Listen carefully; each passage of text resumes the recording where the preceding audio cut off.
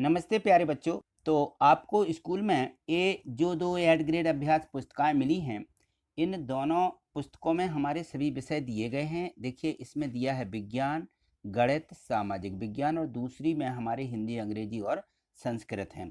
तो जो कक्षा आठवीं है, कक्षा आठवीं बोर्ड परीक्षा होनी है। तो बोर्ड परीक्षा के जो सभी प्रश्न हैं इसी एड ग्रेड अभ्यास पुस्तिका में से ही पूछे जाते हैं, इसलिए इसको अच्छे से समझना और लिखना भी है। तो चलिए आज देखते हैं हम इसमें गणित, ठीक है ना। तो हम गणित को समझेंगे। देखिए यहाँ देखेंगे अध्याय 3 चतुर्भुजों को समझना। तो इसके पहले वाले जो अध्याय हैं वो हमने वीडियो के माध्यम से समझे थे। यदि आपने उनको नहीं देखा है, नहीं समझा है, तो इसके डिस्क्रिप्शन में लिंक दी गई है, आप लिंक पर जाकर के वो पिछली वीडियो को समझ लीजिए। देखिए यहाँ पर यदि आप चैनल पर नए हैं और चैनल को अभी तक सब्सक्राइब नहीं किया है तो सबसे पहले तो चैनल को सब्सक्राइब कर लीजिए। यदि इस प्रकार से रेड दिख रहा है तो इसको क्लिक कर लीजिए, जिससे कि ये सब्सक्राइब होकर के आप हमसे जुड़ जाएंगे। और यहाँ पर वीडियो को लाइक करना है तो प्रत्येक वीडियो का ये सिंबल बना हुआ है और ये दिया गया है डिस्क्रिप्शन, ठीक है ना। तो आप जैसे ही इसको क्लिक करते हैं, देखिए मैंने इसको क्लिक किया तो क्लिक करने पर ये डिस्क्रिप्शन बॉक्स खुल जाता है। इसको बोलते हैं डिस्क्रिप्शन। ये देखिए यहाँ पे एक क्रॉस का निशान दिखने लगता है और ये डिस्क्रिप्शन लिखा रहता है। तो देखिए यहाँ पर दिया गया है संपूर्ण विषय कक्षा 8। तो यहाँ पर आपके जो सभी विषय हैं, 6 विषय हैं, सभी की वीडियो इस पर आपको मिल जाएंगी। जैसे ही आप इसको क्लिक करेंगे तो प्ले लिस्ट पर खुल जाएगी और उस पर सभी वीडियो हैं। तो आप यहाँ से सभी विषयों को हल कर सकते हैं और समझ सकते हैं, ठीक है। चलिए देखिए यहाँ पे, तो इसको देखिए चतुर्भुजों को समझना। प्रश्न एक दिया है कि आकृति में कोण x का माप ज्ञात कीजिए। जो यहाँ पे देखिए ये चतुर्भुज बना हुआ है, ये दिख रहा है। तो इसमें जो है x का मान ये यहाँ पे है, इस कोण का मान हमें निकालना है। बाकी सभी कोणों के मान दिए गए हैं, ठीक है। तो इस प्रकार से यदि कोई भी हमें इस प्रकार से बहुभुज की आकृति मिलती है तो हम जानते हैं कि बहुभुज की भुजाओं को एक ओर बढ़ाने पर बाह्य कोणों का योग 360 अंश होता है। इस प्रकार से भुजा को सीधा इसी क्रम में बढ़ाते जाते हैं, एक क्रम में। इसको आगे बढ़ा दिया, इसको आगे बढ़ा दिया, इसको आगे, इस प्रकार से एक ही क्रम में बढ़ाते हैं तो बाह्य कोण जो रहते हैं इन सभी का योग 360 अंश के बराबर हो जाता है। तो हमें क्या करना, चारों को जोड़ देना है। तो बाह्य कोणों का योग हम यहाँ पे जोड़ देंगे। x से धन 90 धन 50 धन 110, देखिए ये एक दूसरे को जोड़ दिया और बराबर में लिख दिया, 360 के बराबर होंगे। तो चलिए 90, 50 और 110 को जोड़ लीजिए तो हो जाएगा 250 बराबर 360। 250 का पक्षांतर करेंगे तो x बराबर क्या आ जाएगा, 360 ऋण 250 और 360 में से 250 घटाइए तो मिल जाएंगे 110 अंश। ये आ गया x का मान 110 अंश, ठीक है। इसको हमें निकालना था। चलिए आगे देखें। यहाँ देखिए, यहाँ भी लिखा है कि आकृति में कोण x का माप ज्ञात कीजिए। तो यहाँ पर है ये दो बहुभुज दिए गए हैं, ये त्रिभुज है, ये चतुर्भुज है। तो ये बहुभुज हैं और इनमें प्रत्येक भुजा को एक ही ओर बढ़ाया गया है दोनों में, ठीक है ना।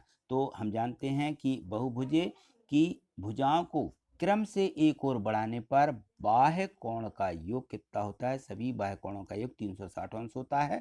तो सभी को जोड़ दीजिए और बराबर 360 लिख दीजिए। तो पहली वाली आकृति में देखिए, पहली आकृति है, ये दूसरी आकृति है, ठीक है।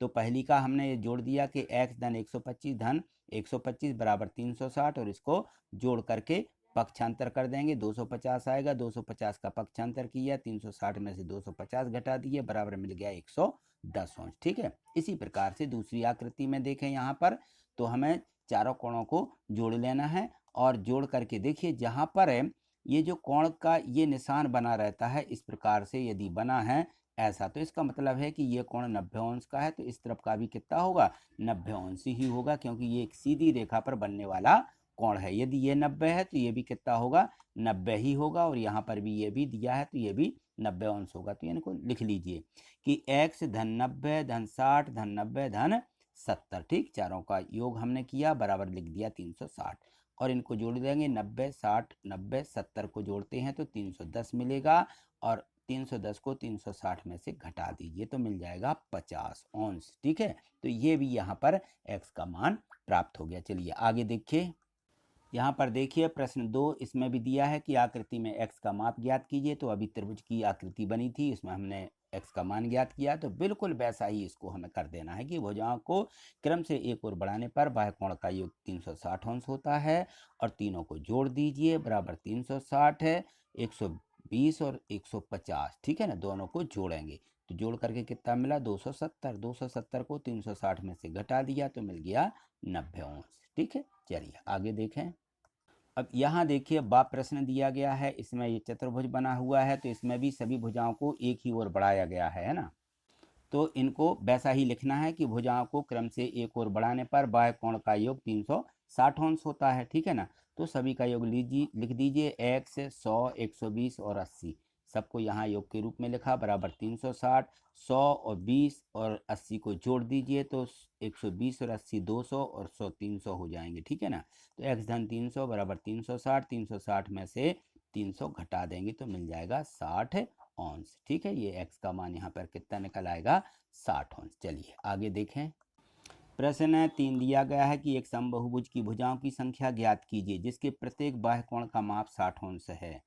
तो जो समबाहुभुज होता है वहाँ भुजाओं की संख्या जब हमें निकालना होती है तो उसका जो बाह्य कोण का मान 60 दिया गया है, तो हम जानते हैं कि बाह्य कोणों की मापों का योग 360 अंश होता है, ठीक है ना। तो जो समबाहुभुज है उसकी प्रत्येक भुजा है वो बराबर रहेगी, तो यहाँ पे भुजाओं की संख्या 360 बटे एक कोण की माप यहाँ पे हम लिख देंगे, एक कोण की माप 60 दी गई है तो 360 में हम 24 का भाग लगा देंगे, सॉरी यहाँ 24 नहीं है, यहाँ 60 अंश दिया गया है तो हमें यहाँ पर बटे में 6 लिख देना है। और देखिए यहाँ पर जो है ये जो संख्या दी गई है इसको हम क्या करेंगे, इसको यहाँ पर काट देंगे, शून्य को शून्य से कट जाएगी संख्या और 6 से काटेंगे, 6 एकम 6, 6 6 36, मानी संख्या कितनी आ जाएगी 6 आ जाएगी, ठीक है। यहाँ पे देखिए चौथा प्रश्न दिया है कि एक समबाहुभुज की कितनी भुजाएं होंगी, ये भी वैसे ही प्रश्न है। यदि बाह्य कोण जो दिया गया है उसकी माप 40 अंश है तो देखिए समबाहुभुज की भुजाओं की संख्या यही लिखेंगे हम, 360 बटे एक कोण की माप और 360 एक कोण दिया गया है 40 का बटे 40, यहाँ भी हम शून्य शून्य ऐसा काट देंगे और 4 एकम 4, 4 नाम 36, तो उत्तर बराबर कितना आ जाएगा, यहाँ पर भी 9 आ जाएगा, यानी भुजाओं की संख्या 9 आ जाएगी इसमें, ठीक है। चलिए आगे देखिए। यहाँ देखिए प्रश्न 5 दिया गया है कि समांतर चतुर्भुज ABCD के एक कोण का माप 50 अंश है, शेष तीनों कोणों की माप ज्ञात कीजिए। देखिए यहाँ पर कोण ए दिया गया है, बाकी कोण नहीं दिए गए हैं, लेकिन समांतर चतुर्भुज है तो हम जानते हैं कि समांतर चतुर्भुज के जो आसन्न कोण होते हैं, आसन्न कोणों का योग कितना होता है 180 अंश होता है। तो कोण ए बी ये आसन्न कोण है तो हम इनको क्या करेंगे, दोनों को जोड़ देंगे, कोण ए धन कोण बी बराबर 180 अंश, ठीक है ना। तो कोण ए का मान 50 इसलिए बी का मान आ जाएगा 150, 180 में से 150 घटा और 50 घटा देंगे तो मिल जाएगा 30 अंश, ठीक है ना। तो कोण बी का मान कितना आ जाएगा 30 अंश, ठीक। अब बी का मान हमें कितना मिल गया 130 अंश, ये 130 अंश। अब देखिए हम जानते हैं कि समांतर चतुर्भुज के सम्मुख कोण क्या होते हैं, बराबर होते हैं, ये शर्त होती है। तो ए के सामने का कोण सी है और बी के सामने का कोण डी है, तो यहाँ लिख दीजिए कि कोण ए बराबर कोण सी, तो कोण सी बराबर कितना हो गया 50, क्योंकि ए के बराबर है। इसी प्रकार से कोण बी बराबर कोण डी है तो कोण बी बराबर कोण डी बराबर 30 अंश, ये बराबर होंगे, ठीक है। तो इस प्रकार से हमारे तीन कोण निकल आते हैं कि कोण बी का मान आ गया, कोण सी का मान आ गया और कोण डी का मान आ गया यहाँ से, ठीक। तीन कोण हमें और निकालना थे, चाहो तो आप इनको अलग से लिख लीजिए कि हमें कोण ए बराबर दिया गया था, हमने कोण यहाँ पे निकाल दिए हैं बी सी और डी, ठीक। चलिए आगे देखिए। यहाँ देखिए प्रश्न 6 दिया है कि आकृति PQRS एक आयत है जिसमें OP बराबर दिया गया है 2x धन 4 और OS बराबर दिया है 3x धन 1। तो x का मान बताइए, x का मान क्या करना है, ज्ञात करना है। तो यहाँ देखो ये जो यहाँ पे आयत बना हुआ है, इस आयत में ये PR और QS ये विकर्ण हैं और हम जानते हैं कि आयत के विकर्ण एक दूसरे को समद्विभाजित करते हैं और जो विकर्ण रहते हैं आयत के ये बराबर भी होते हैं, यह शर्त रहती है। तो यहाँ लिख दीजिए कि आयत के विकर्ण एक दूसरे को समद्विभाजित करते हैं और उनके समद्विभाजन भी क्या होंगे, आपस में बराबर होंगे, क्योंकि ये जो है विकर्ण बराबर होते हैं और जब उनका समद्विभाजन हुआ तो वो भी आपस में क्या हो जाएंगे, बराबर हो जाएंगे। इसलिए यहाँ पे हम लिख देंगे कि समद्विभाजन बराबर है, यानी SOPO के बराबर है। चाहो तो यहाँ लिख सकते हो कि इसलिए SO बराबर PO बराबर लिख देंगे PO। इस प्रकार से इनको लिख दीजिए। तो SO का मान दिया 3x धन 1 और PO का मान दिया 2x धन 4। ठीक है, यहाँ पे लिख दीजिए और इसका x का पक्षांतर कर देंगे, यहाँ 1 का पक्षांतर कर देंगे तो आ जाएगा 3x ऋण 2x बराबर 4 ऋण 1। चाहो तो यहाँ लिख दीजिए पक्षांतर से। ठीक है, ये आप यहाँ लिख सकते हो कि पक्षांतर किया है यहाँ पे संख्याओं का, तो यहाँ 3x में से 2x घट जाएंगे, x मिलेगा, 4 में से 1 जाएगा 3, तो x का मान आ जाएगा 3। ठीक, चलिए आगे देखें। यहाँ देखिए प्रश्न 7 दिया कि ABCD एक आयत है और x का मान ज्ञात कीजिए। तो यहाँ देखो ये आयत बना हुआ है ABCD और प्रत्येक कोण का मान x x x x लिखा है। तो आयत के सभी कोणों का योग कितना होता है? 360 अंश होता है, चारों कोणों का योग, है ना। तो यहाँ पे हम देख लेंगे और चारों कोणों को क्या कर देंगे, जोड़ देंगे। तो x धन x बराबर 360 अंश। चाहो तो पहले कोण A धन कोण B धन कोण C धन कोण D ऐसा भी लिख सकते हैं, या चारों x x अंतः कोण है इसलिए इसको ऐसा लिख दीजिए। तो x से x x 4 हो जाएंगे, 4x बराबर 360, तो x बराबर 360 बटे 4 बराबर 90 आ जाएगा x का मान। तो ये सभी कोण क्या हो गए, 90-90 अंश के हो जाएंगे। ठीक, यहाँ देखिए प्रश्न 8 दिया है कि किसी समांतर चतुर्भुज के दो आसन्न कोण हैं, उनका अनुपात 3:2 है। तो समांतर चतुर्भुज के सभी कोण की माप ज्ञात कीजिए। तो जो यहाँ पे आसन्न कोण हैं, समांतर चतुर्भुज है और उसके दो आसन्न कोणों के अनुपात दिए गए हैं, तो हम यहाँ मान लेंगे कि समांतर चतुर्भुज के आसन्न कोण माना 3x और 2x है। तो हम इनको 3x और 2x मानेंगे। और समांतर चतुर्भुज के आसन्न कोणों का योग कितना होता है, 180 अंश होता है, यह भी मालूम है। ठीक है, तो दोनों को जोड़ दीजिए, इस प्रकार से एक समांतर चतुर्भुज बनाएंगे। ठीक है, पहले कोण का मान हमने मान लिया x और दूसरे का मान 3x और इसका माना 2x। ठीक है ना, इसी अनुपात के अनुसार। तो यहाँ पे देखें दोनों कोणों को A और कोण B को जोड़ेंगे तो योग कितना होगा, 180। तो यहाँ देखो कोण A धन कोण B बराबर 180। तो ये A का मान दिया 3x और B का मान दिया 2x। ठीक है ना, तो 180 और यहाँ 3 और 2 हो जाएंगे 5x, तो x बराबर 180 बटे 5।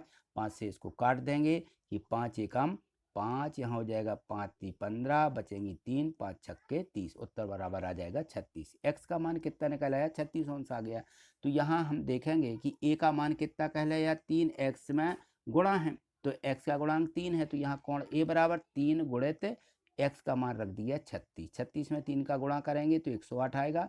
इसी प्रकार से कोण B बराबर यहाँ 2 का गुणा करना होगा 36 में, तो यहाँ 36 दूनी 72। तो कोण A और कोण B का मान यहाँ आ गया। ठीक, अब देखिए समांतर चतुर्भुज के सम्मुख कोण बराबर होते हैं। जब ये दोनों कोण आ गए तो कोण A C के बराबर है और कोण B D के बराबर होगा। तो कोण C बराबर A, तो कोण C बराबर आ जाएगा 108।